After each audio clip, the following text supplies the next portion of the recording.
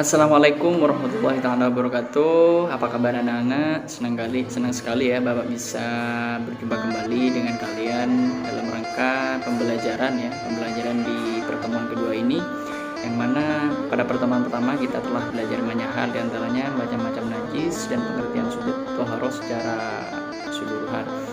Terus untuk pelajaran kali ini kita akan belajar lebih kepada mempraktekkan atau mendemonstrasikan tata cara bersuci baik itu dari najis maupun dari hadas. Dan sebelum kita mulai pembelajaran kita kali ini anak-anak, dan simaklah atau lihatlah tujuan pembelajaran yang akan kita laksanakan pada saat hari ini di video ini.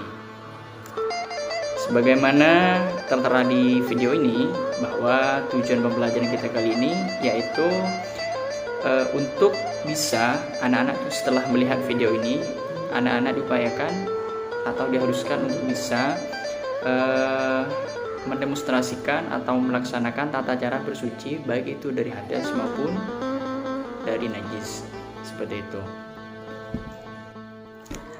Oh ya, sebelum itu kita juga harus merefleksikan atau mengingat kembali apa yang telah kita pelajari, bahwa ada 3 macam najis. Yang pertama ada najis mukhaffafah, yaitu najis ringan. Najis ini merupakan najisnya kencingnya anak kecil, baik itu laki-laki atau perempuan yang masih belum berumur 2 tahun, dan itu anak kecil itu belum makan sesuatu selain ASI. Kemudian ada najis mutawassithah, yaitu merupakan najis yang keluar dari tubuh kita kecuali mani ya, kita pelajari bersama. Kemudian yang ketiga ada najis mughalladhah, yaitu najis berat, yaitu najisnya yang disebabkan oleh anjing dan sejenisnya. Baik anak-anakku sekalian ya, kita mulai dari najis yang pertama, itu najis mukhaffafah.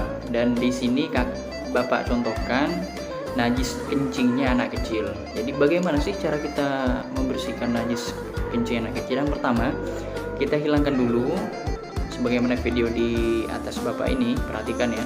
Kita hilangkan dulu kencingnya, kemudian kita hilangkan sifat najisnya, yaitu berupa warna, zat dan rasanya. Setelah itu kita percikan air pada benda atau yang terkena najis tersebut dan hilangkan, kemudian kita basuh secara bersih.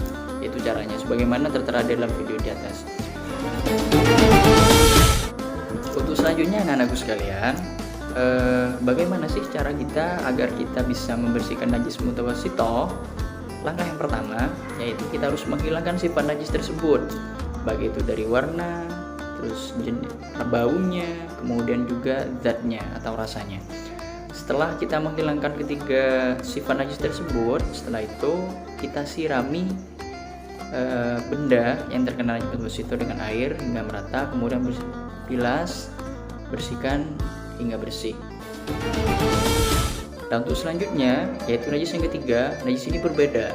Nah, untuk bagaimana sih cara kita menyucikan najis mughalladhah atau najis berat ini, yang termasuknya najisnya anjing? Simaklah video berikut ini. Najis mughalladhah tergolong najis yang paling berat dibandingkan najis-najis yang lain. Sebab najis ini harus dicuci sebanyak 7 kali, yang salah satu basuhannya harus dicampur dengan tanah. Dalam sebuah hadis yang diriwayatkan oleh Imam Muslim dari Abu Hurairah dijelaskan bahwa Rasulullah Shallallahu Alaihi Wasallam pernah bersabda, "Sucinya wadah salah seorang di antara kalian yang telah dijilat oleh anjing adalah dengan membasuhnya sebanyak 7 kali, yang salah satu basuhannya harus dicampur dengan tanah." Hadis riwayat Muslim. Nah, gimana? Di video tadi itu sudah jelas bahwa cara menyucikan najis mughalladhah yaitu kita harus basuh 7 kali dengan air, dan salah satunya itu harus dicampur dengan debu. Nah, itulah tadi beberapa cara untuk bersuci dari najis. Nah, untuk selanjutnya bagaimanakah kita caranya untuk bersuci dari hadas? Sedangkan sebagaimana kita pelajari bahwa hadas itu ada 2, yaitu hadas kecil dan hadas besar. Bagaimana cara bersuci dari hadas? Check it out. Mulailah berwudu dengan membaca basmalah. Nyalakan keran secukupnya agar tidak boros dalam menggunakan air. Cuci tangan 3 kali sambil menyela-nyela jari.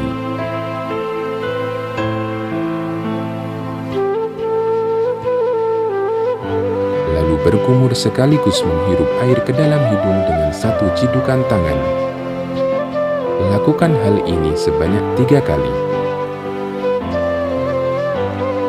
Mencuci wajah 3 kali.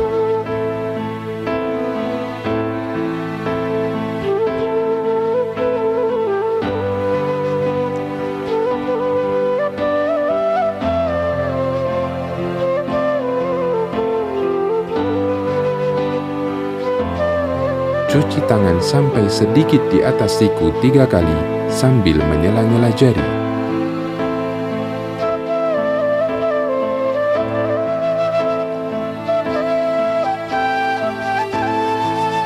Mengusap kepala sekali bisa dengan 2 cara. Yang pertama, setelah mencuci tangan, langsung mengusap kepala tanpa mengambil air yang baru. Yang kedua, mengambil air yang baru, kemudian dibuang, lalu digunakan untuk mengusap kepala.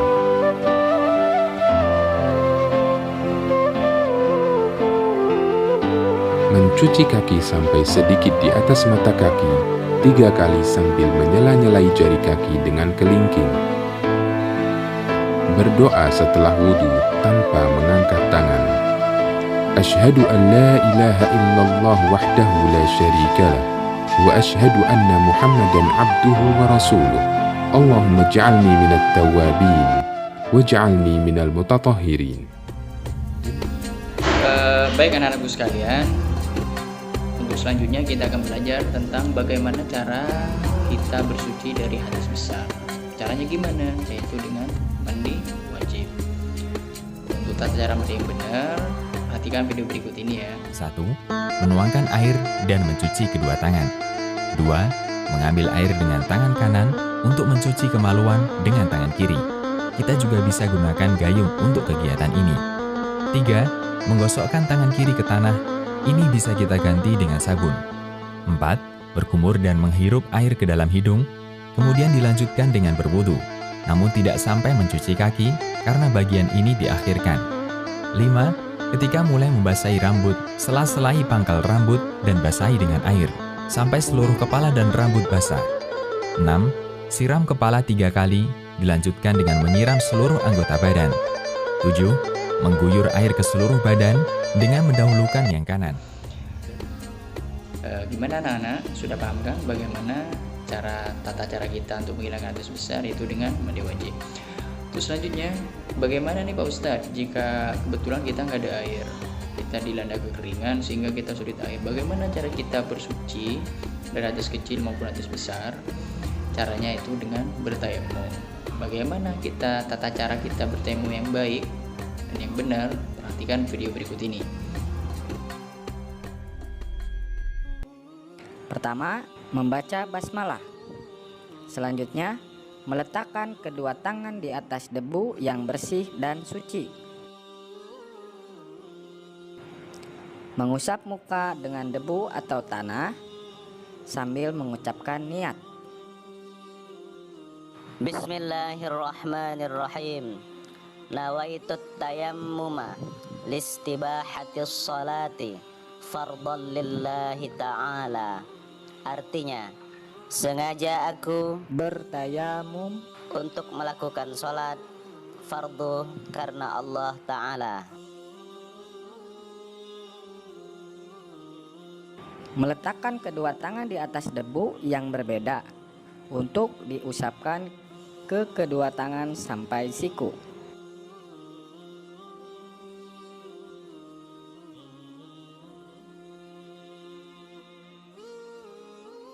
Dan yang terakhir, tertib. Baik, jika sudah paham, saya sudah atau video pembelajaran kita kali ini. Dan sebelumnya kita simpulkan bahwa tata cara bersuci dari najis, baik itu najis mukhaffafah, mutawassit, muwalladah, itu berbeda-beda sesuai dengan apa yang Bapak presentasikan tadi atau berikan gambaran tadi, bertayamum. Itulah pembelajaran kita kali ini. Semoga kita bermanfaat. Apa yang kita pelajari bisa menjadi ilmu yang barokah dan bermanfaat. Amin ya rabbal alamin. Akhirul kalam. Wassalamualaikum warahmatullahi taala wabarakatuh.